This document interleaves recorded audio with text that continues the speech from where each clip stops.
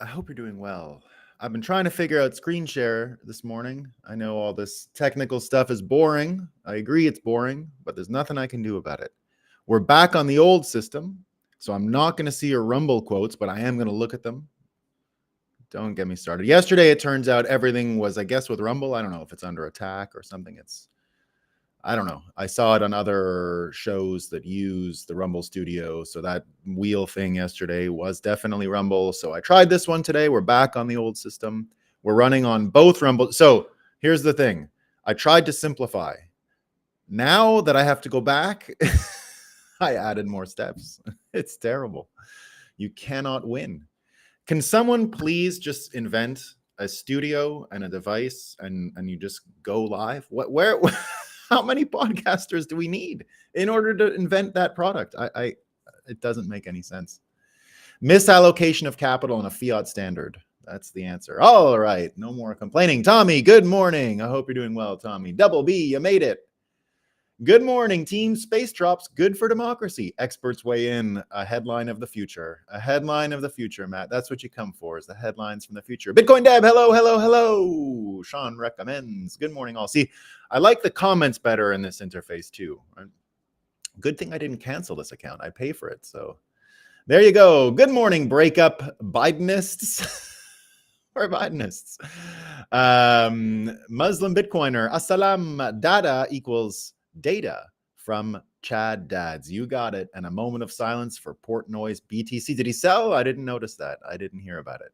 Well, yes, indeed, I'm going for a play on words. Instead of a data-driven revolution, it's a data-driven revolution. That's our theme for today.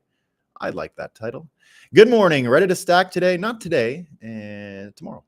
Woke up laughing about how Google's AI is retarded.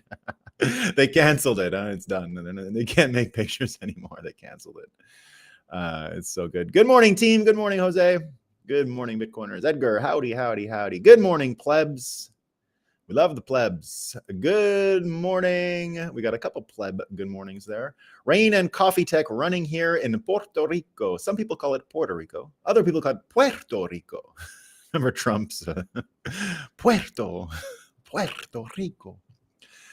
Good morning, bon matin, B for victory. Hope we got some Phil Bump zingers today. You know, so I had one, but I didn't do it. Because the thing with Phil Bump is reading the way he uses English really irritates me. So I can't actually take it every day. It's like listening to Justin Trudeau speak. Like sometimes there's good content there and I should listen and I should be like, what retarded things has Justin Trudeau said today? And then I would share it with you, but I actually can't stand his voice. I can't be near any of it, right? And especially when he speaks French. My Quebec friends, you guys know what I'm talking about. His French accent is not just irritating and annoying. There's something about it that is like, I want to hit space drop eject immediately when I hear him. And Phil Bump's language can do the same. So some days I just have to stay away. So I didn't I read a couple Phil Bump headlines this morning and considered them for Moscow time, but I said, I can't listen to the way he manipulates language. I hate it. I hate it. So some days can't handle it. So today's one of those days. No Phil Bump today, I don't think. We got some good ones. So he just didn't make the cut. Bump didn't make the cut today. That's all it is, right? That's all it is. Justin Castro, yeah, give me some confirmation on that, francophones who are here, because my understanding, because I'm an English Quebecer, is a little different. But prendront-ils? He'll conjugate verbs that like no one talks like that, you know. Il prend, he takes. I don't know. Tell me if I'm wrong. Bump got bumped. Yeah, bump got bumped. Bump got bumped. So that's it. That's what we got for that. All right, everyone. Let's just acknowledge we got a maximum sunrise today. Bitcoin's running all around the world. We're doing great. All that's left for us to do is have coffee and talk about what's new. P-Man modifying.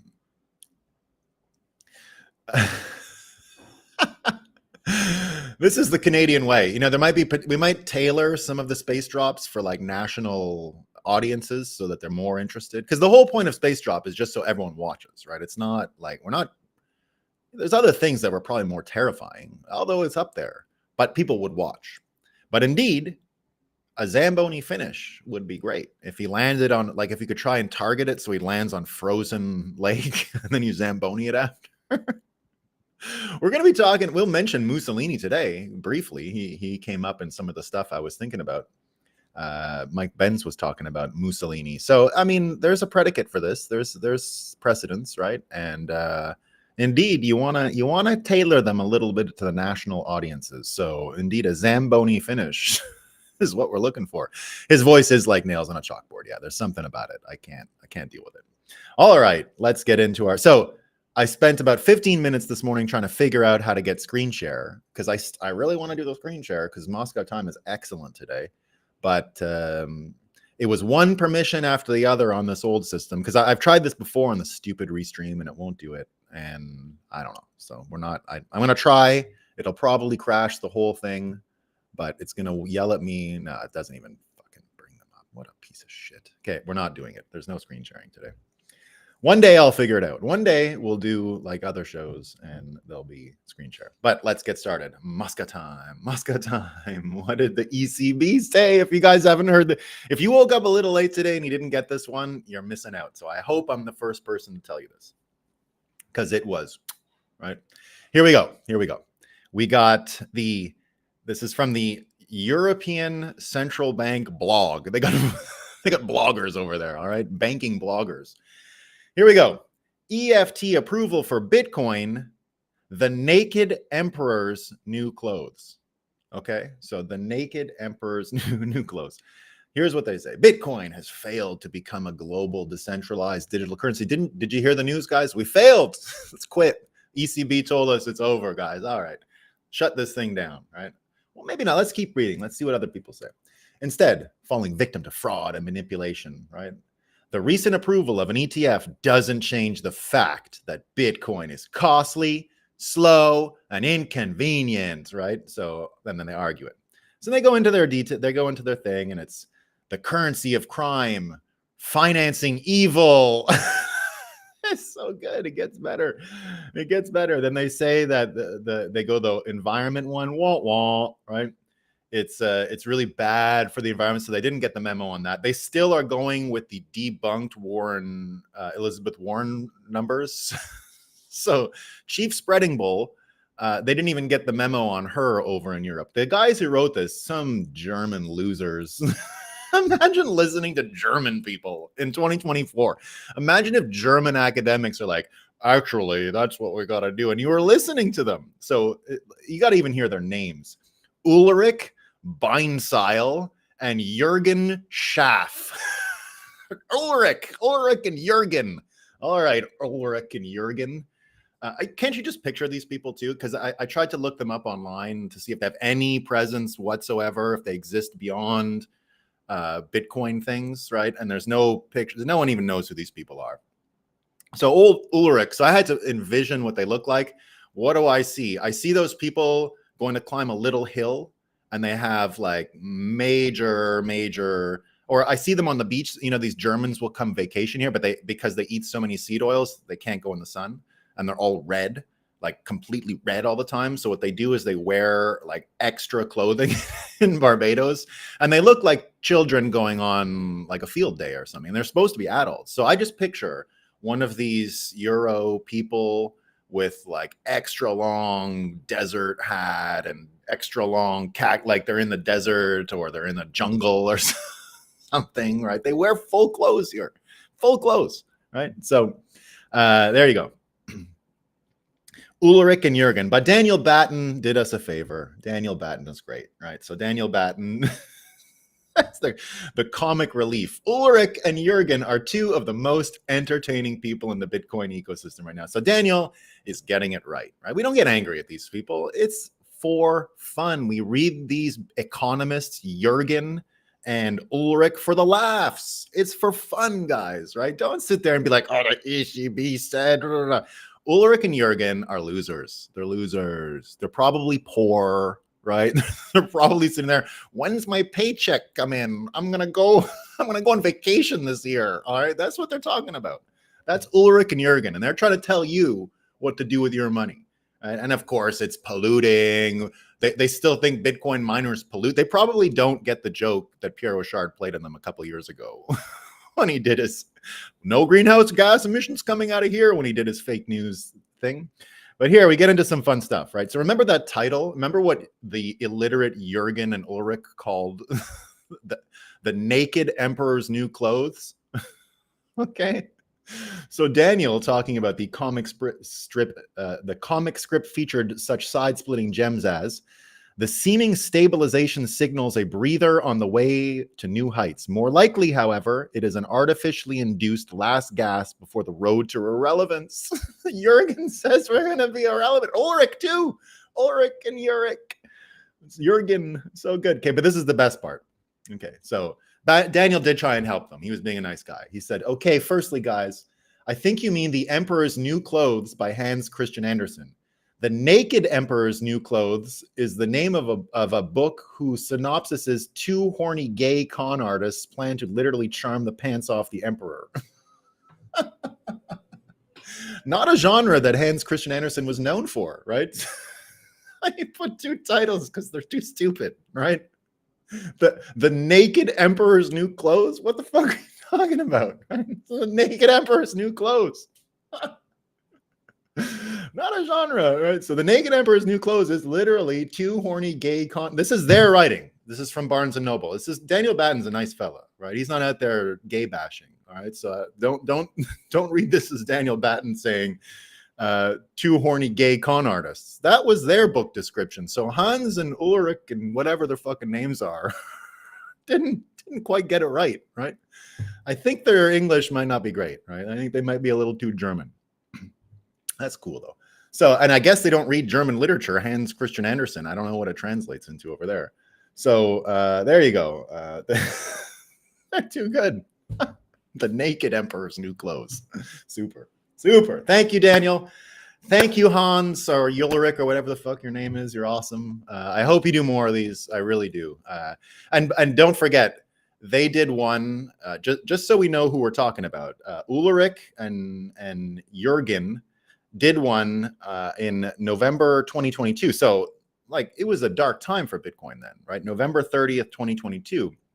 I was probably talking about RFK and Vivek that day before they had announced. I have a pretty good memory, by the way, for dates. So I believe if you go back to the November 30th, 2022 Breakup show, I think I talked about this paper, Bitcoin's Last Stand. It was a great episode. What were their predictions in November 20? So this is the FTX time, SBF time, right? Things were not looking good. Right? We knew things were fine, but things were not looking good for some people. And these two motherfuckers, Ulrich and Jurgen, took a little kick them when they're down thing, right?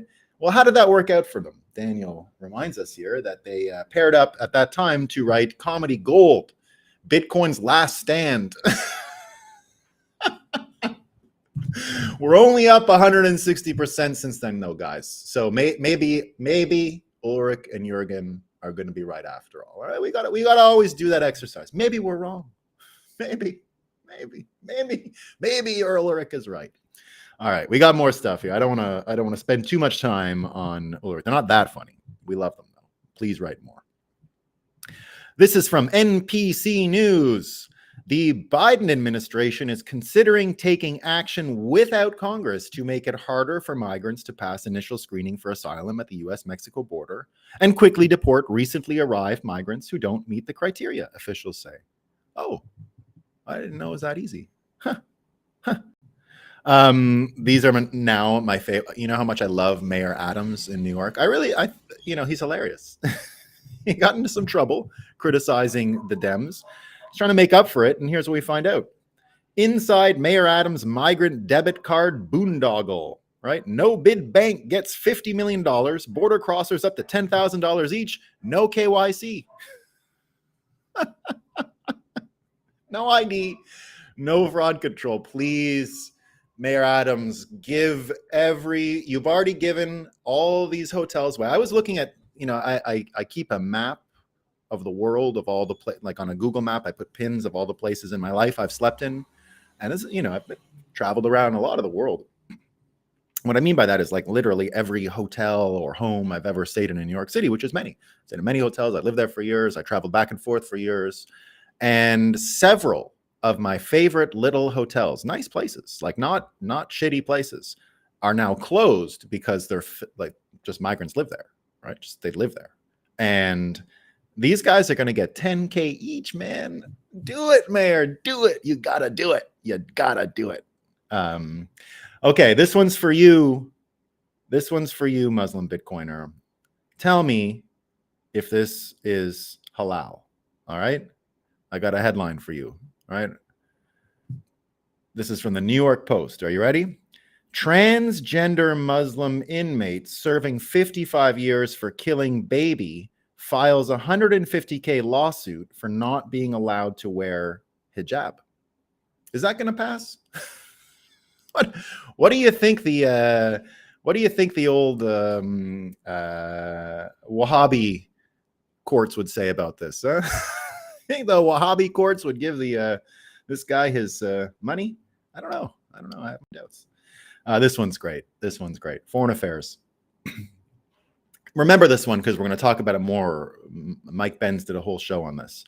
All right, I'll even show you the picture because it's a really quality Moscow time one. This is one of the. I'm sorry. What? Go check out the New York Post, man. So this is the. Oh yeah. Well, I will show you the guy's picture. Sorry, I just misgendered. I want to show you her picture. She's beautiful, huh? Look at her. She needs the hijab. She's awesome. So, foreign affairs. The age of amorality. Can America save the liberal order through illiberal means? Mike Benz just did a whole video on this, so it's perfect. So we're going to talk about that later. All right, I did have one from the Washington Post. This is from Amber Phillips, right? She says, how Trump is becoming more authoritarian. Right? What is he doing? What's he doing, right? Donald Trump has been clear about his intentions to govern in a more authoritarian way if he's president. But what does that actually mean? So they're going with the, when Trump, here's how they even talk about the joke. Now, Trump and his allies are aspiring to break even more norms to get what Trump wants. Trump said that if he were elected for a second term, he would be a dictator except for one day. He wouldn't be a dictator except for one day. Pretty good. So what's he going to do? He's going to round up undocumented immigrants. That's what they say. He's going to use the federal government to target his enemies. Right? That's another one. He's going to make it harder to protest against them. That's what they say. This one's good, right? This is what the Washington Post is actually asking. What's up with the Republican investigation into the Biden family? What's up with that? Right? What's up with that? Then they ask the questions. The allegations, House Republicans allege that Hunter and Joe Biden were illegally doing business together. Have Republicans been able to uncover any evidence of wrongdoing? No. No. No. Nothing. That's what they say. No. It's fine, guys. Don't worry. Now, remember, I just want to remind you, okay? Just so you understand how funny this is. What you got to know in influence peddling, the actual law, like if we lived in a world where we had courts and laws and like that whole thing, right? Do you know that influence peddling doesn't even have to be like proven? If a family member gets money in politics, it's prima facie, it's called on face, right? Did it happen? Did a family member get money? You're guilty. There's no like, where did it go? What was the relationship? Where's the contract between Hunter? No. Hunter getting money is influence peddling. That's unfortunately the way the law works, right?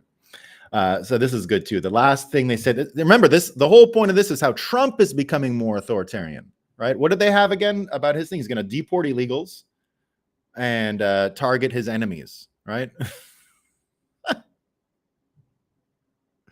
So they finally rounded out here, but it really just becomes about running their propaganda for Hunter. Was everything about Hunter made up? All right. They asked the question. Not necessarily, they say. So maybe there's something there. Maybe. Right. But what was there? Who knows? The New York Post writes here, another headline, moving on. Hunter Biden attorneys say reckless prosecutors mistook lines of sawdust for cocaine and evidence dump. So Hunter says, it's probably right. It's probably what the Washington Post said. He wasn't doing coke, guys. It was sawdust. He just had I do it all the time. Whenever I have sawdust around, I don't know why. I like to put it in lines. It's just a quirk. I heard a lot of people do that, right? It's a real headline. It's just sawdust. Don't worry about it. Sawdust. You gotta love Hunter. For real. You gotta love him. Sawdust. So good. So good. We're talking about fathers, and you do gotta wonder if, maybe Joe wasn't such a great dad. I don't know. They say it's all that he loves his kid. I don't know. If my kid ended up like that, now it's the kid's responsibility, right? Plenty of amazing parents have fucked up kids. So it happens all the time, right? So having a messed up kid, you can't always blame the parents for sure, right? It's just not possible. We are eventually responsible for our own behaviors and our own actions. So, you can't blame Hunter's stuff on Joe necessarily. We're born that way, and he was born as a sawdust lover, it looks like. So there's nothing Joe could have done about that. But on the theme, now we're moving to the theme of the show today, and which concludes our Moscow time. But the theme is on the Dada-driven revolution. So it's not just Hunter and his dad and that whole relationship, but it's somewhere to start, right? I mean, I really do believe you should compare the fathering abilities of and the track record of Trump and Joe. I think it's relevant, right? Again, I don't think all parents are responsible for the troubles of their kids and as they grow up, right? A lot of it's hardwired, I've learned, being a father myself. But indeed, the idea that fatherhood and the family unit and how fathers behave and what fathers do in the family and the role they play, I think has a lot to do with what Bitcoiners are going to require, because it's the governance unit of the family that has to replace this experts believe and the government said and all that stuff. Which is why you see a lot of fathers, independent fathers like myself, nowhere near the level of what David Sachs is doing, a father, nowhere near what Vivek is doing, a father, Elon, all these people. And yesterday, Vivek was on the Benny Johnson show, and they were talking about Elon. And he said, he's the closest thing I've met to a founding father in today's environment. And indeed, it's not just founding father of a republic. His whole mission to increase the birth rate and to stress the value of having kids and the importance of having kids and the way he brings his kids around with him everywhere. And, seems like a really engaged dad. I think that's one of the most important things he's doing. And what you see, when you think of when you think of the actual conflict or the dialogue or whatever's going on here, and you compare people like Jürgen and Ulrich and those German fellows we were talking about, I'm just going to go out on a limb here. Maybe they do have kids. I don't know. But they're not out there thinking long term. They're not out there thinking in ways that would actually question whether these experts are really the people we should be listening to anymore. That was an old governance model. And the governance model of having these experts doesn't look like it's going to be able to compete with these high quality, high IQ, very capable dads who are now no longer just sitting there getting rich, doing things.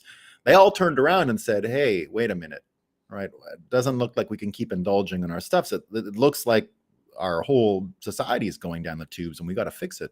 So it sort of engaged and woke up all this dad kind of behavior. I wrote a title months ago called Daddy's Coming Home and He Loves Bitcoin. And the idea here that you're getting like a certain dad energy coming back into the equation, coming back into the dialogue.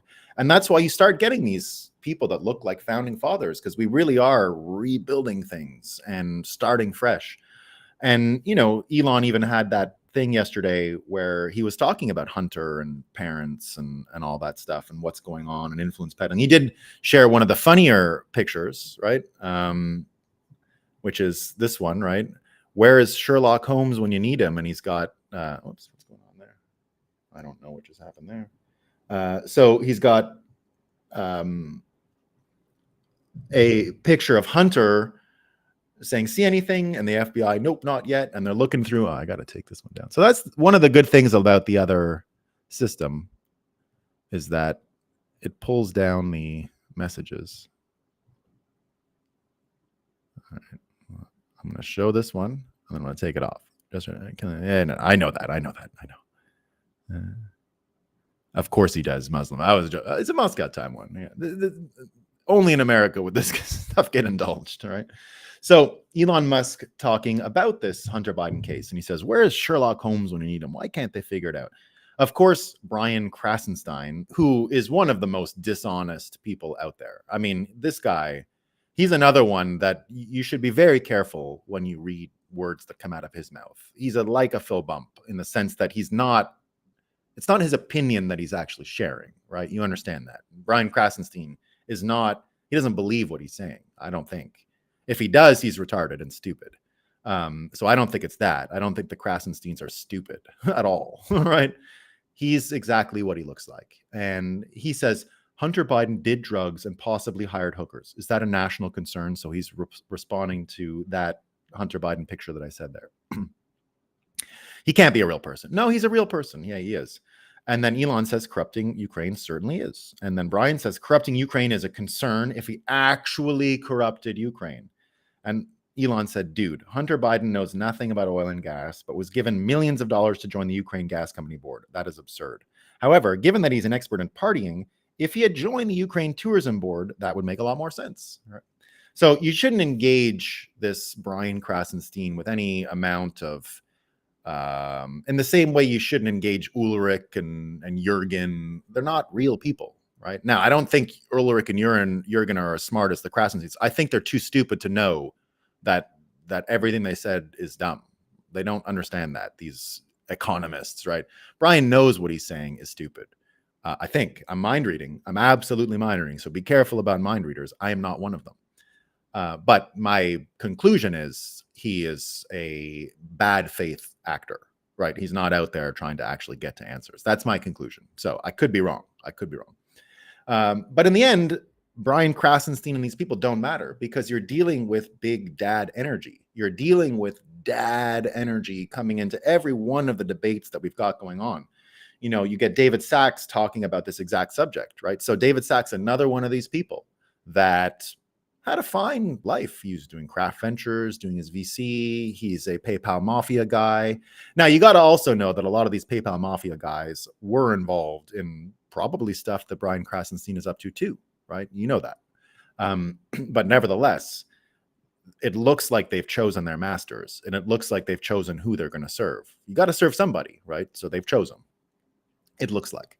And David Sachs, former PayPal Mafia, deploys capital in all kinds of important areas, comes out and says, is the Russian disinfo narrative real? Serious question for fact-based people. Let's consider the evidence. So imagine we never had the benefit in 2020 and 2016. David Sachs started to get engaged in 2020 about this stuff and started to show his political opinions and criticizing things. Before that, he was not engaged in stuff. It's my biggest mistake and regret in the history of event programming that I've ever done. Was give him a hard time when he tried to speak at some of my events. I made his secretary beg me. I made her negotiate, and because he wasn't being forthright with what he was talking about, I thought another VC, what's the latest ETH thing? I got a million of those people. I don't know, right? So only when he started to engage politically was like, where was this guy the whole time? If I would have known any of this stuff, he would have been my favorite speaker by a mile.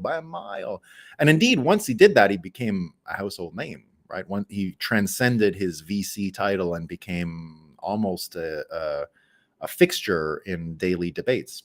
I look forward to most of his Twitter threads and what he talks about. And the All In podcast was a huge win for people who are approaching this stuff. Because again, you're dealing with people who were effective anti-Trump, anti-whatever folks in the last cycles, like Chamath, and Kalkanis still has a broken brain, and I don't know what's wrong with that guy, but that's another story. So here he says, and breaks it all down. So again, the benefit here is you've got someone who looks motivated by nothing more than wanting his kids to do fine and not live in a post-apocalyptic society. And he says, the Russian disinfo narrative began with the Steele dossier, a dirty trick from the Hillary Clinton campaign used first to smear her opponent in the 2016 election and then to undermine his presidency. It was a fraud created by a former British intelligence officer. The MSN has never apologized for the promotion of it. 2, the Mueller and his dream team of pitbull Democrat prosecutors 2 years and $32 million tracing Trump campaign for colluding with the Russians. The MSN breathlessly reported that the walls were closing in, but it turned out to be a nothing burger when Mueller found no collusion. Then the Twitter files exposed that the Hamilton 68 dashboard was a fraud. Recall that Hamilton 68, created by former US Intel staffers, was the source of thousands of MSM stories claiming that Russian bots were engaged in disinfo campaigns on social media. Supposedly, Russian bots were pushing terms like deep state or hashtags like fire McMaster, Schumer shutdown, walk away, release the memo, Alabama Senate race, Parkland shooting, and many others. By admission of Twitter's own employees, who could see that the underlying accounts were real and not Russian, it was bullshit. The 51 former intelligence officials were exposed as liars for signing a letter claiming that the Hunter Biden laptop was Russian disinfo. Actually, the laptop was real, but the episode showed how deeply ingrained the Russian disinfo narrative had become. With no evidence at all, the former spies were able to wave away an important set of revelations about the Biden family's business dealings simply by using the words Russian disinformation. Conclusion, do I believe that the Russian government lies? Of course, all governments do. And the Russians are certainly no exception. But I do believe that the Russians are engaged in large-scale secret campaigns to influence American public opinion? I've yet to see meaningful evidence to support that conclusion. On the contrary, there is a lot of evidence that the narrative was invented by motivated American partisans to falsely impugn the opposition. As in the case of the Hunter Biden laptop, they invoked it when they needed a distraction from an otherwise irrefutable story. The fact that so many members of the American intelligence community were involved in the creating this narrative and provably caught lying when invoking it leads one to believe that the narrative itself is a type of disinformation campaign. The fact that the MSN keeps buying into it and spreading it without evidence demonstrates the power of the narrative matrix we're living in. It is important for those of us who want to have honest political debates in the US to shrug off the McCarthyite labels used to protect the Russian disinfo narrative from obvious fact-based criticism and call it what it is, a hoax, right? And of course it's a hoax, of course, of course, right? Of course. So that's why we get to this thing where more and more people are coming out and getting absolutely engaged and absolutely diametrically opposed to the opposition, opening up, I think, the avenue that Bitcoiners require in order to cut the head off the beast once and for all. And Balaji has it here. This is what Balaji says. He says he made a prediction on the same line. Balaji is another one of these dads that have come down and have said, we're not doing this any longer. So he says the party line, and he's here talking about the woke AI, right? Why is woke AI so obviously laughable when generations of Hollywood movies did the same thing without occasioning the same derision? So he's making a very important point here. Why was Hollywood able to sell low IQ mental brain damage to people for years and AI can't get away with it as easily? Why is that, right?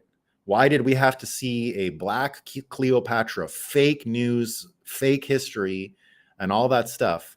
And why? Well, I guess they didn't get away with that one, so it's a bad example. But anyway, he asked this question: why is AI different than than Hollywood? Why do I always confuse Wall Street and Hollywood? Same thing in some ways, but I don't know what's wrong with me. One. So this is Balaji breaking things down. So look at what we have the benefit of every day, right? We have the benefit of people like David Sachs and Balaji. If you guys don't realize that Balaji Srinivasan is a person operating with like a 180 IQ, he's on another level, right? People say he gets things wrong, and he does, sure. But, he's, I think, one of the great futurists going, right? So here's what he says, right? The first and most important reason is X, because Elon has root over the platform formerly known as Twitter. New conversations can happen here that simply can't happen within the walls of Google. So here's the dad energy. The second reason is that developers cannot hide behind artist intent. Perhaps some director genuinely wanted Anne Boleyn to be black, but most users do not want ahistorically diverse Vikings. 3, the third reason is that it is now undeniable to all that diversity is mandatory. Rewriting history in this ridiculous way isn't something you voluntarily do to be a good person. These are obvious lies enforced in code by the largest governments and corporations in the world. The fourth reason is that it's now impossible to miss the Soviet parallel. Just like every communist sign proclaimed that workers of the world must unite, so too must every woke screen proclaim that diversity is our strength. Otherwise, one is accused of hating workers and minorities. 5, the fifth reason is that the regime depends upon extreme levels of media centralization. This is what we talk about regularly. I mean, that's what the fiat system needs, extreme levels of media centralization. Again, I'll always repeat this, right? We're going to talk about repeating things in a second because Mike Benz talked about it. Repeating things from a persuasive point of view simply works, right? If you repeat something, someone will be able to repeat it. That's why I always say that fiat is word-based money. And if the words can't propagate the system, and if the machines and systems that propagate the words break, the whole thing comes down. It doesn't work anymore. It's like nodes not being able to relay in Bitcoin, right? So fiat, being word-based money, needs exactly what Balaji is saying here: centralized media, extreme levels of media centralization. Means of Hollywood production are falling back into the hands of the masses. So now people can use near Hollywood quality imagery to deconstruct Hollywood quality fakery. Now, I'm telling you, my new Blue Moon Orange coin, it's really good. And the images are coming out better and better. I think I've created a quasi graphic novel. It's not fully a graphic novel. I can't generate that many images. But like my other stories where you get sort of an image on every second page, it'll be great for the audio version. So these are new art forms, new forms of expression that didn't exist before. And I believe that what I'm doing in just a year or two can turn into actual feature-length films, and I won't need a crew. I won't need anyone. You can just make these. So we're headed to that world, I think. Now, 2 years might be a bit optimistic, but it's coming. It's coming, right? I'll be able to feed my entire everything I've written into these systems, and I think I'll be getting out actual shareable, enjoyable content. So we'll see. But that's where I'm headed. 6, the sixth reason is that the regime has made too many enemies. It's gone after tech, Trump, Russia, China at the same time. It's attacking Bitcoin holders and crypto companies. It's alienated both Israelis and Palestinians, pissed off both Europeans and Ukrainians. Unlike the 2020s, it just doesn't have many allies left willing to defend the party line. That's what we've been talking about with the low IQ people that they're left with, right? Like the stupid morons. Like, again, they're relying on Janet Yellen to tell you that Biden is doing great, right?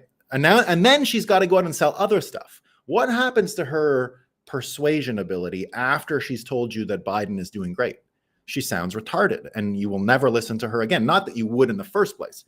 We already knew she was a mental handicapped person a long time ago, right? We saw it with the things, right? We've been trolling her for years. We love her. God, do not get rid of Janet Yellen for us. We need her. If someone else in head of the Treasury, we're going to have a lot of trouble, right? Someone competent is not going to be at the same level that we got now. We got it good. We got it good with this idiot. So we got to keep hoping for those things. So Janet Yellen, Blinken, right? This is who they have. This is the best they're going to do. Remember, their big plan, I'm telling you, 3 weeks ago, they're like, we got him now. Jon Stewart's coming back, right?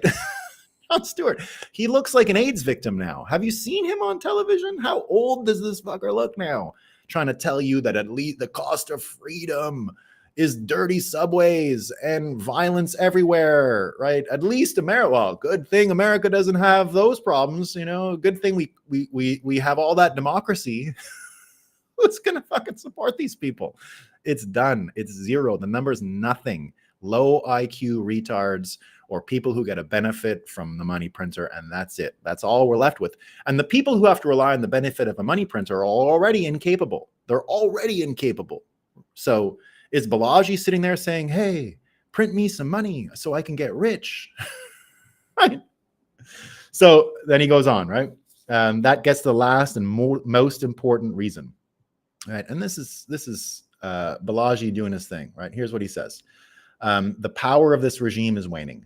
The fact that I can tweet this and you can read this means their evil is at least temporarily on the back foot. And make no mistake, it is evil.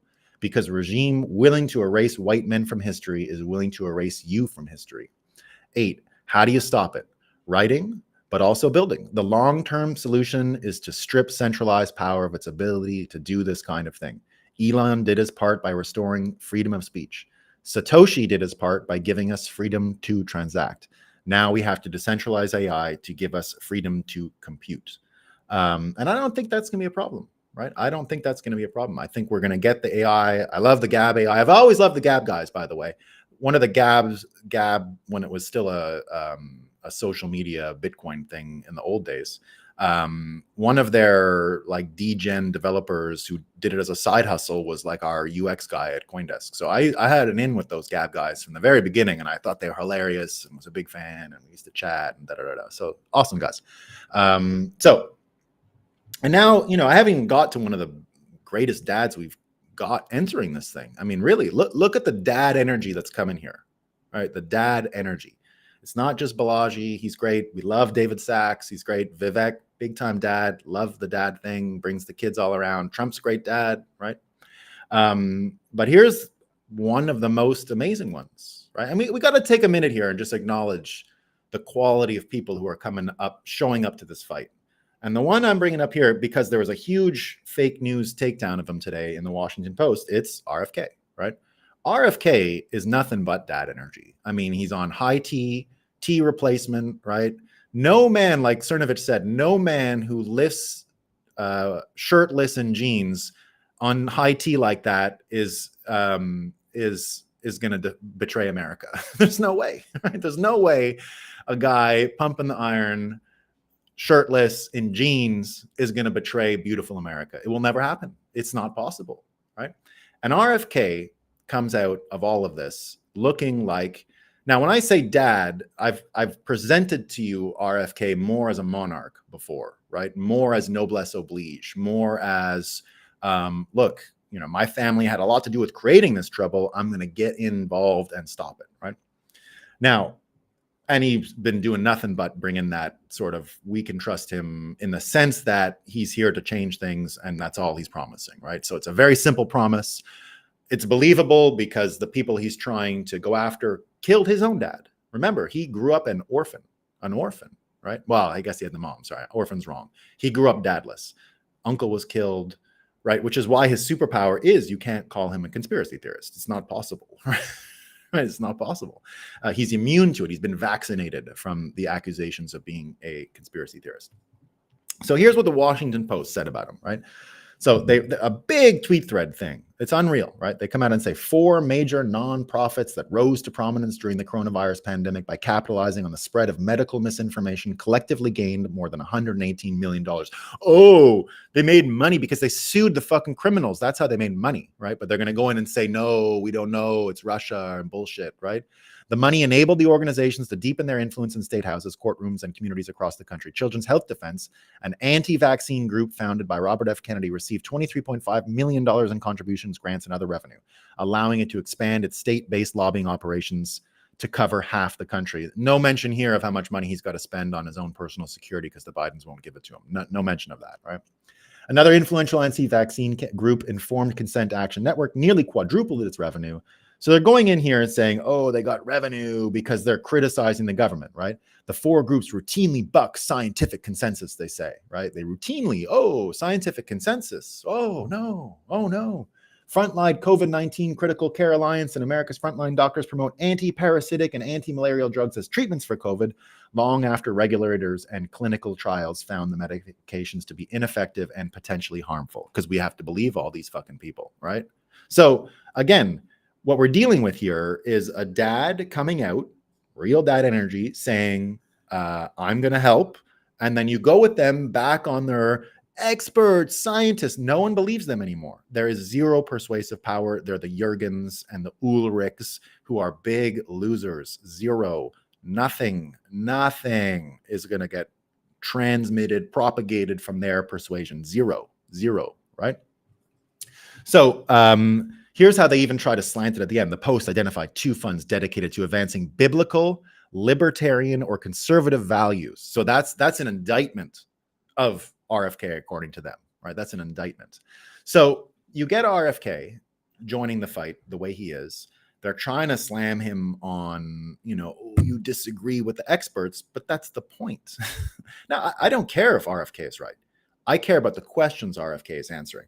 I think RFK is probably wrong about many of the things he's saying are a danger, right?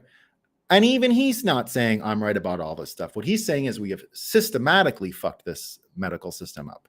So you can't trust any results. You can't trust any inputs, outputs, none of that. We're not in that world. So when he comes out and asks the right questions, that's the reason why we think about him, as an important character in this. Not because he's got a lab and he's finding out exactly what vaccines do. It's not what's happening. He's coming out and he's saying, look, we got questions and we got to find out what's going on.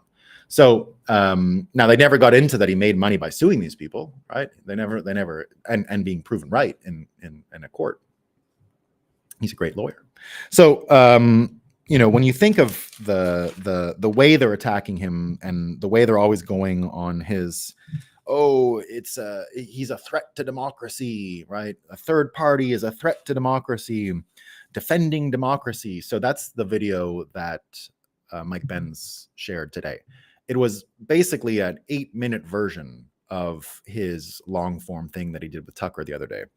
And, even Scott Adams says, look, this explains everything. He says, OMFG, this explains everything. So here's what he says, right? Well, this is Texas Lindsay's breakdown. This man is a walking, talking encyclopedia of everything the CIA doesn't want the public to know about. Repetitive language tactics often used by the CIA becomes obvious once you know how to spot it, right? So that's me reminding you that we were talking about repetitive tactics, right? And remember that article that I brought up at the beginning, right? The Age of Amorality. Remember that in Moscow time, right? Can America save the liberal order through illiberal means? So that's exactly what he broke down. So he broke down in this little video the defending democracy predicate and how it metastasized and turned into a form of cancer to destroy America. So it started with the 1948 Italian election. What I understand from that, from what he explains in the video, is that it was between the Soviet candidate and the American-backed candidate. It turns out and a guy's name is George Cannon. He wrote a paper called The Inauguration of Organized Political Warfare. And what they said is that they would have to get into all the dirty tricks because in this election, they believed that if the Soviet won the 1948 Italian election, that they would never have elections again in Italy. So that logic said, well, looks like we have to embrace fuckery. They were probably right. It was an anti-Bolshevik thing, right? So remember, it's just like the dollar, right? I'm not here to say the dollar was a scam from the start. It might have been, but I don't know, right?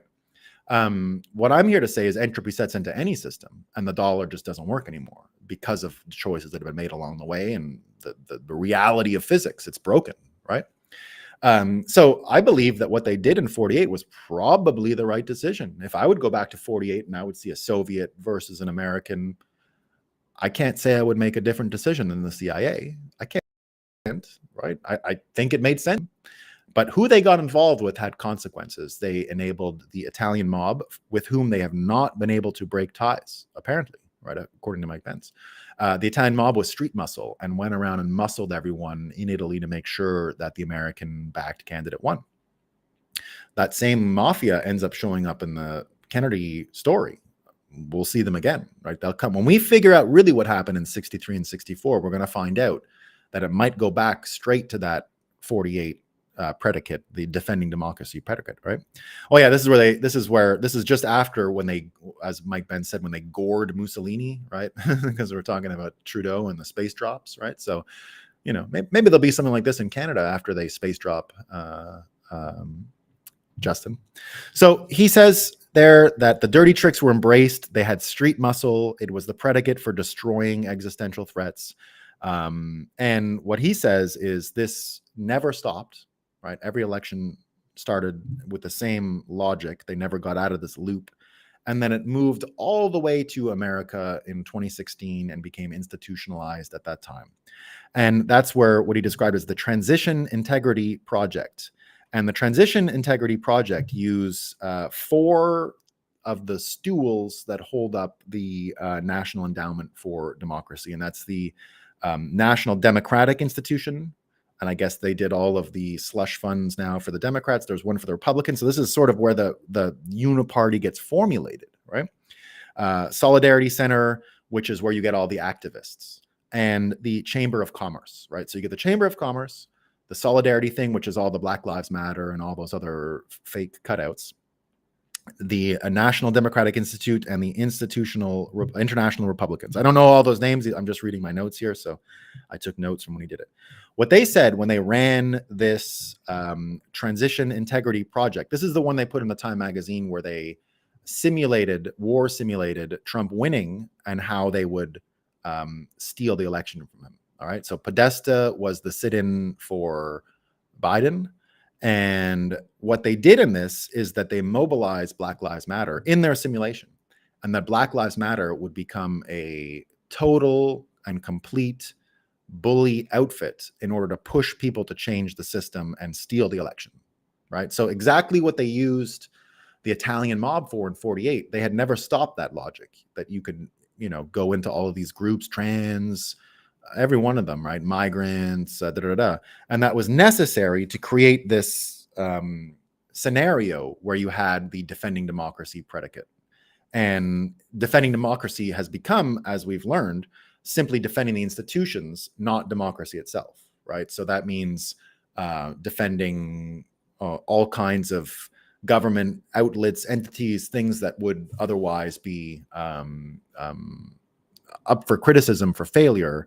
What you do is you just basically say, we need these for democracy. No matter what they do, it's fine because that's democracy, right? Which is what we're living with now. So that's why we're in this situation, right? That's why we're in this situation. But here's the good news. Here's the good news, everyone. The Dada energy is not done yet, right? One other really funny thing happened. James O'Keefe, when he goes on these fake gay dates and then gets everyone to spill all of their beans and tell all their secrets, right?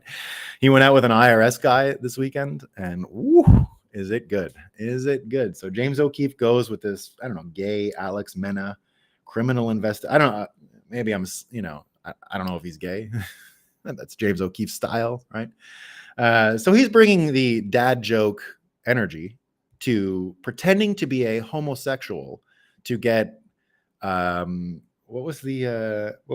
just got to remember the Daniel Batten here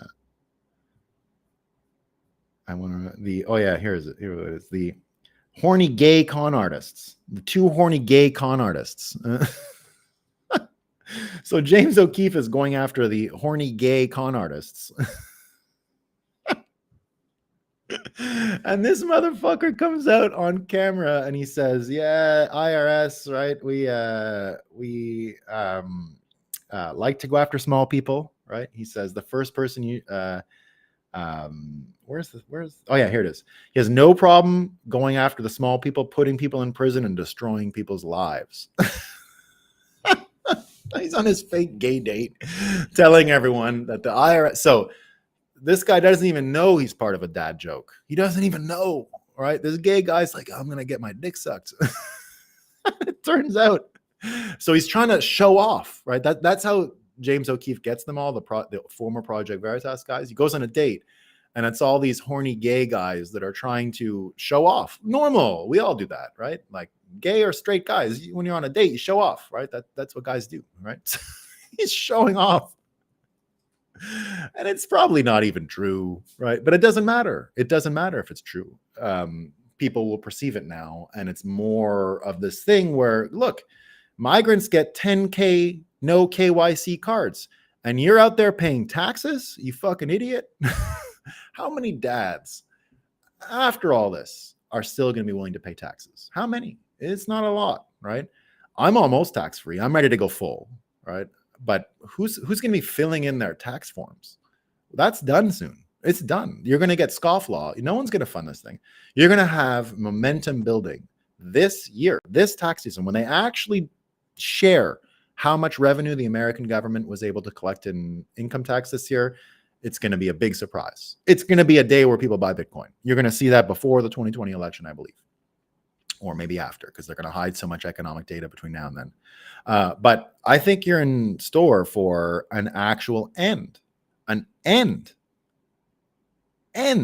income tax. Not in our lifetime. It's happening now. We're living through it, and it will be part of killing the dollar. Income tax is not making it past the 2024 election. I'm sure of it. I'm sure of it. So there's a prediction, guys. Income tax just about dead, thanks to horny gay dates and the dad joke that they fall for. It's perfect. It's perfect. So the data energy, right? The data-driven revolution is coming. All right, now let me see what people said on Rumble, because tech sucks and nothing fucking works. All right. All right. So if you guys are not on my personal Rumble, head over there, please. We love the personal Rumble. We love the personal Rumble. Okay. Lots of comments today. We love that. We love that. French Fry says, beautiful morning here in the free state of Florida. Moran, good day, freedom lovers. Good morning, Paradox 606. Sluggo 123, good morning. Don Bully, hello. Connecteur, bonjour all. Moran says, naked emperor has an orange uptrend, erection direction. I like when you show us the articles on the screen. Thanks, Lance. I'm going to try and figure that out better, Lance. Never trust an Ulrich or a Jurgen.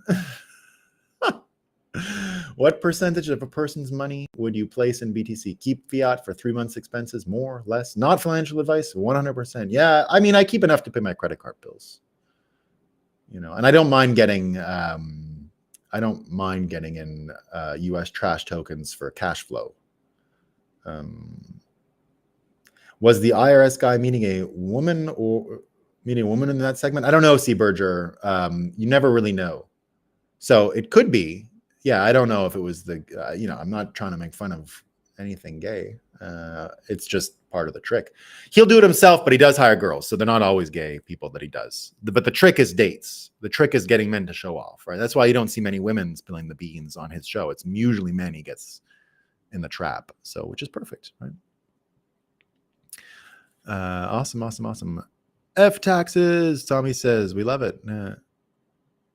IRS guy was with a woman. Oh, sorry. I didn't know that, Alex. Yeah, sorry. Well, anyway, still funny. But the point is the showing off, right? The point is the showing off. Yeah. Spill their beans.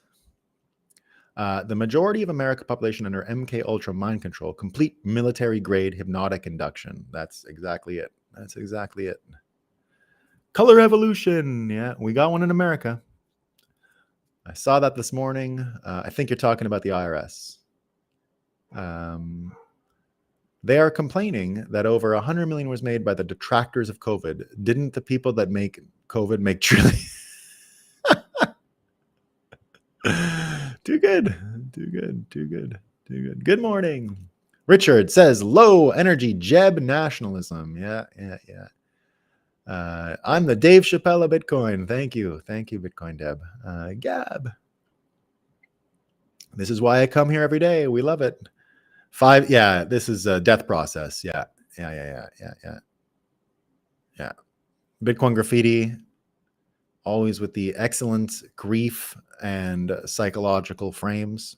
It's a death process. Yeah. That's why you got to be sympathetic, right? We do. To be fair, Brad Pitt would make a great Shaku Zula. I'm sure he would. Jamie Dimon does deserve an Oscar. Yeah. And Bitcoin graffiti saying Wall Street is a big show. That's the perfect way to describe it. Yeah.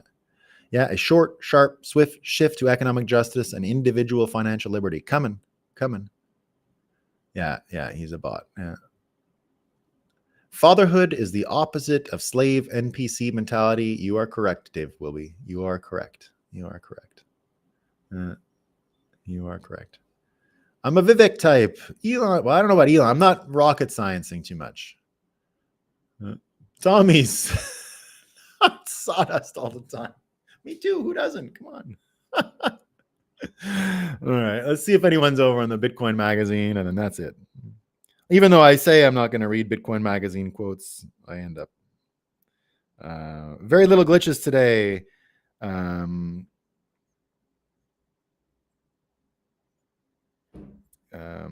Yeah, connector. If you didn't see it, we went back to the old system today. We got off the Rumble Studio because, Scott Adams yesterday, anyone who uses Rumble Studio had the same screen thing. So it was something happened at Rumble. They get attacked. So it's probably not incompetence. It's probably fuckery, right? Bitcoin Magazine says, oh, big audience over there. We love it. We love it. Get on over to the other one, guys. Subscribe. You never know what'll happen to this channel. Good morning, plebs. Good morning, Vito. Rokar, there are no bad dogs, only bad owners. Commander Bit, 55 SS agents. 55 SS. Yeah, I remember Commander. They got rid of him. Huh? Hunter gets a free pass while Narcs fine Don Jr. and Eric $4 million each. Narcs destroyed America. Everyone thinks they are Jackson Pollock. So Krasensteins are just sellouts. I don't know what they are. Sokor. I think the Krasensteins are true believers. I think they are that stupid. It could be. I could be wrong. Hey, I don't know the answer to that. I'm just believing no one is that dumb. But I could be wrong. It's hard for me to tell. I don't know. Like, I can't tell the difference between dog intelligence. One of the things we fail to understand sometimes is that just like I can't understand the difference between like Elon and Balaji. They're too smart. Like they look the same to me. Like a kid or a dog looking at a child and an adult can't tell the difference either, right? But it's also the same way downwards. Like if I meet two kids, well, no, I guess it's not the same way downwards. No, never mind. I did not come up with an idiom or an axiom. Wrong. My thing fell apart. It was an idea that did not make sense when I said it out loud. Rokar says, Russia is acting in Russia's best interest. That's the opposite of American and controlling elites. That's why our fraud, narc, backstabber leaders hate Russia. Yeah, because Putin hates the West. Social media and internet are destroying their narratives. Funny to watch MSN lose their mind. Yeah. Kalkanis has a broken brain. He does. Sachs is hilarious. Keeps the rest of the betas honest. Yeah, he does. I'm sure Putin loves cheeseburgers. Everyone does. No one likes narcs, though. Rokar says. Rokor. Rokor goes on, I have zero faith in any AI system created in any Democrat majority states. Democrats weaponize everything against American citizens. They do. Meiji 007 says, hey, yo, if you love this show as much as I do, head over to Count BTC's channel to watch. Let's bump this bitch. Vito, yeah, plus Microsoft DARPA investing $4 million in OpenAI is very alarming. It sure is. Yeah. Hi, I identify as non-binary. Resi, I love it. You got a cell phone down scenario in big blue cities. They must have downloaded some AI into the towers. They broke now. What? Really? All right. I'll go look into what's going on. All right, everyone. Thanks for coming today. I appreciate it. Any more Krasensteins are scammers? Where do Matt, the other channel? So if you go into it's just Count BTC straight on Rumble. Just Count BTC. Just no spaces, nothing. And you'll find it. You'll find it there. AT&T is down. Wow. Huh. Amazing. I keep waiting for this thing to happen. People labelizing it weaponized autism. I don't know. I mean, people just say that. I've been saying the weaponized autists are one of our major assets in this war anyway. Of course they are. I've been saying it since 4chan started. When we had our debate in CoinDesk in 2017, a big year for Bitcoin, for most influential, I went with, so that year it was Bitcoin Sci Guy who won our most influential, but I wanted to put 4chan in there as part of the debate because it was so decentralized and so opposite normal media. I didn't win because there was no like Bitcoin thing, but my argument, because it wasn't tech, I guess no one bought it. But we had a healthy debate about making the 4chan story the story of the year, even though it was unrelated to Bitcoin. And I still think, and what the 4chan thing proved is that we had weaponized autism on our side. And when I think of what weaponized autism has become, it doesn't mean you necessarily have to be autist. It just means that you can't get off a subject. And indeed, that's what it looks like happened to Mike Benz. Like I speak with Mike Benz privately, and I've been trying to get him to Nashville. He's going to come. We communicate this and that. my sense is he's obsessed with this stuff and is not stressed out. But I've been a major consumer of every bit of his content since last summer, and it looks like he's got an itch that won't go away until he gets it. Which is why I think, when he came out with his thing on Tucker, I wrote under it, he'll be a big name in the World War III history books. I think if we win, he's a big name. He's like, there'll be movies, there'll be people playing him in a movie, right? He'll be that important, I think. So we love him. We love him. We're big Mike Benz fans. All right. That's all I got, team. Peace. Have a great day. Have a great day. I'm talking with Brad Mills later, by the way, about the Bitcoiner's Guide to NPC Management. Peace, everyone.